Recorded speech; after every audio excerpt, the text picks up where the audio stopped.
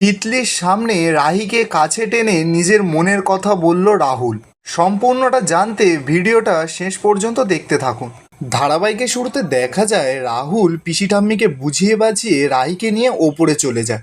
রাহুল ওপরে গিয়ে রাহিকে বলছে, আমি ওই তিতলির মুখ একেবারে দেখতেই চাই না, কিন্তু বারবার ও যে কি করে আমার সামনে চলে আসছে আমি কিছুই বুঝতেই পারছি না। তিতলি বলছে, দেখো আমি আমার বোনকে চিনি, তাই তোমাকে বলেছিলাম, কোথায় সমস্যা হতে পারে সেটাও জানিয়েছিলাম, কিন্তু তুমি তো শোনোইনি।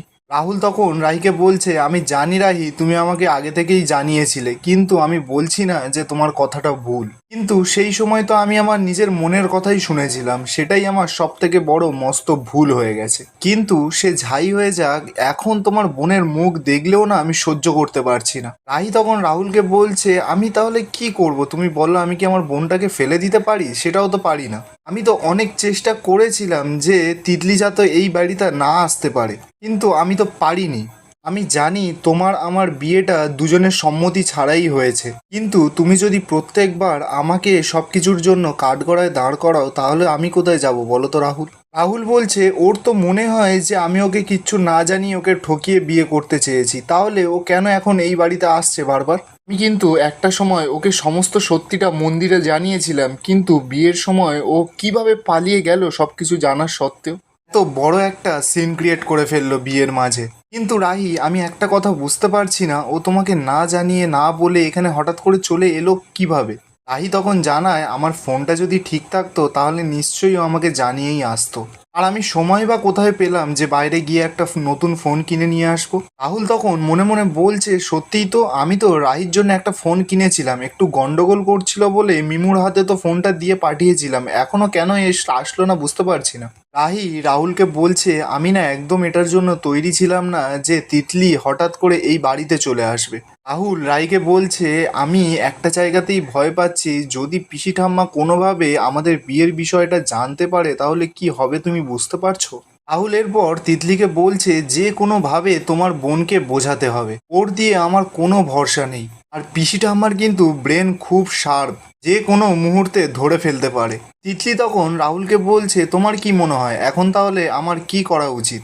রাহুল তখন বলছে, আমাদের দুজনকেই এখন পিসি ঠাম্মার সামনে হ্যাপি কাপেল হয়ে থাকতে হবে। রাহি তখন বলছে, হ্যাপি কাপেল? না না, আমি এইসব অভিনয় টভিনয় করতে পারবো না, আমার দ্বারা এসব হয় না। রাহি তখন রাহুলকে জানায়, এইসব নাটক টাটক না করে আমি একটা কাজ করি, গিয়ে সমস্ত সত্যিটা পিসি ঠাম্মাকে জানিয়ে দিই। এই বলে যখন রাহি যেতে যাবে, রাহুল তো রাহির হাতটা ধরে টানতেই রাহুলের গায়ে রাহি পড়ে যায়। ঠিক তখনই রাজীব বাবু সেখানে চলে আসে। ব্যাস, রাজীব বাবু তো ওদেরকে ওই অবস্থায় দেখে লজ্জায় পড়ে যায়। রাহিরা তখন রাজীব বাবুকে দেখে থতমত খেয়ে উঠে দাঁড়ায়। রাজীব বাবু বলছে, আমি একটা দরকারি কারণে এই ছাদে এসেছিলাম তোমাদের কাছে, কিন্তু এখানে যা সিনসিনারি চলছে আমি চলে যাচ্ছি। রাহি তখন রাজীব বাবুকে জানায়, আপনি ভুল ভাবছেন বাবা, এটা অ্যাক্সিডেন্ট হয়ে গেছে। রাজীব বাবু তখন বলছে, আরো বড় অ্যাক্সিডেন্ট নিচে ঘটছে। বড় পিসিমা আর তোমার ছোট বোন দুজনে মুখোমুখি সামনাসামনি দাঁড়িয়ে বেশ গল্প করছে। আর কথায় কথায় কি কেলেঙ্কারিটা হতে চলেছে তুমি বুঝতে পারছো রাহি? ওই মেয়েকে যে করে হোক এই বাড়ি থেকে বিদায় করতেই হবে। আমি বরং একটা কাজ করছি রাহিমা, তোমার বাবাকে ফোন করে আমি সমস্তটা জানাচ্ছি, তোমার বাবা এসে তিতলিকে এখান থেকে নিয়ে যাবে। রাহি তখন বলছে, কিন্তু বাবা তিতলির ওপর খুব রেগে আছে, ওকে বাড়িতে ঢুকতেই দেবে না। রাজীববাবু বলছে, আমি কথা বললে ঠিক উনি ঢুকতে দেবে। এরপর রাজীববাবু নিজের ফোনটা বের করে রাহিকে দেয় আর বলে, তুমি তোমার বাবাকে ফোন করো, তারপর আমি কথা বলছি। রাহি এরপর তথাগতকে ফোন করে। তথাগত তো রাজীববাবুর নাম্বার দেখেই খুব ভয় পেয়ে যায়। তথাগত সুজাতাকে বলছে, এই রাজীববাবু কেন ফোন করছে গো? শেষ কদিনে এত কিছু ঘটেছে না, আমার ফোনটা ধরতে খুব ভয় লাগছে। এরপর ফোনটা বাজতে বাজতে কেটেও যায়। অন্যদিকে রাজীববাবু রাহিকে বলছে, কি হলো, ফোনটা ধরছে না? রাহি বলছে, না বাবা তো ফোনটা ধরলো না। রাজীববাবু জানায়, তুমি তোমার মাকে এবার ফোন করো। রাহি তো এরপর ওর মায়ের নাম্বারে ফোন করে। সুজাতা এবার কি করবে, ফোন না ধরেও তো উপায় নেই, তাই রাহির ফোনটা ধরে। রাহির থেকে তখন রাজীববাবু ফোনটা নিয়ে ওর মাকে বলছে, আমাদের বাড়িতে একটা ঘটনা ঘটেছে। সুজাতা তখন বলছে, কি ঘটনা ঘটেছে? রাজীববাবু বলছে, আপনাদের ছোট মেয়ে এখানে চলে এসেছে। সুজাতা তো শুনেই অবাক, বলছে, তিতলি আপনাদের বাড়িতে চলে গেছে? আমি ভাবতেই পাচ্ছি না ও কোন সাহসে আপনাদের বাড়িতে চলে গেল? রাজীব বাবু তখন বলছে, হ্যাঁ আপনার মেয়ের অনেক সাহস, বলতে পারেন ওটা দুঃসাহস।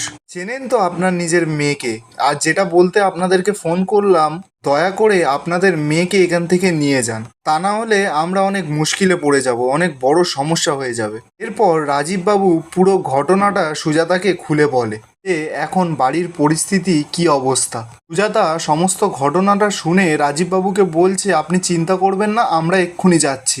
অপরদিকে দেখা যায় পিসি ঠাম্মি তো তিতলিকে কাছে ডাকে, বলছে বলা নেই কোয়া নেই, হঠাৎ করে তুমি এই বাড়িতে এসে উদয় হলে কেন?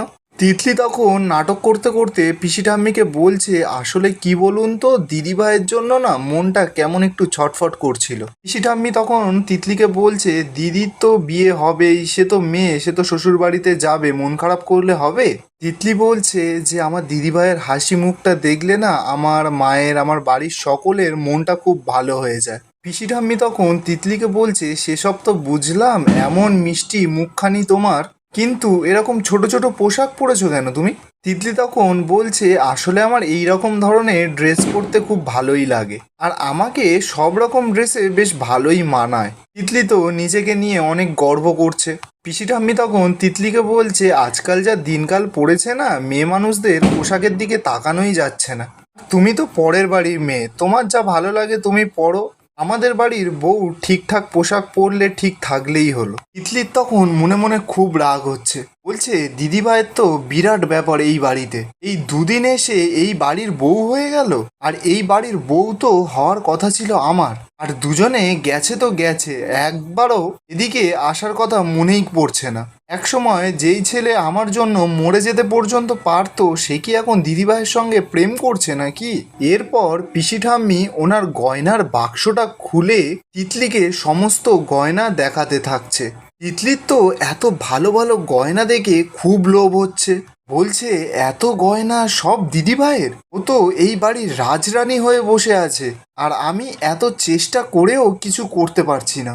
না, দেখছি এবার কিছু একটা করতেই হবে, এদের এত টাকা চাইলেই বিদেশে সেটেল করা যায়। ইস, মাথা গরম করে একটা বড় ভুল করে ফেলেছি, কিন্তু এই ভুলটাকে যেভাবেই হোক শুধরাতে হবে। তিতলি পিসি ঠাম্মিকে বলছে, তোমার এত গয়না? পিসি ঠাম্মি তখন বলছে, এ আর কি দেখলে, এরকম অনেক বাক্স আছে, এখানে আসার সময় এই কটা মাত্রই নিয়ে এসেছি, এখনকার সময় তো বেশি গয়নাগাটি নিয়ে ঘুরে বেড়ানো ঠিক নয়। আমাদের পরিবারে কত বড় ব্যবসা তুমি জানো?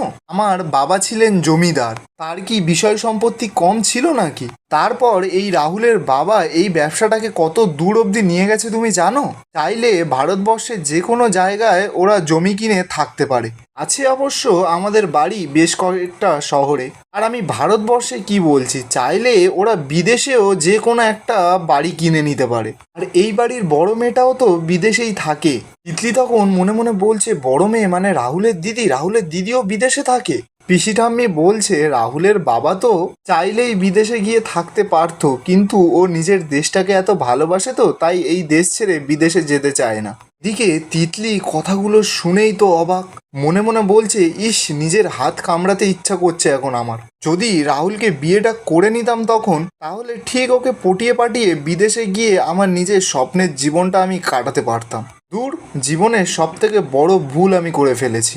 এরপর রাহুল, রাহি, রাজীববাবু সকলে তো নিচে আসে। পিসি ঠাম্মি হঠাৎই দেখতে পায় রাহুলের গলায় রাহির মাথা সিঁদুর লেগে আছে। পিসি ঠাম্মি রাহুলকে বলছে, কি বড় নাতি, লজ্জার সব মাথা খেয়েছো নাকি তুমি? হ্যাঁ ছ্যা, তোমরা দিনে দুপুরে এইসব করে বেড়াচ্ছ?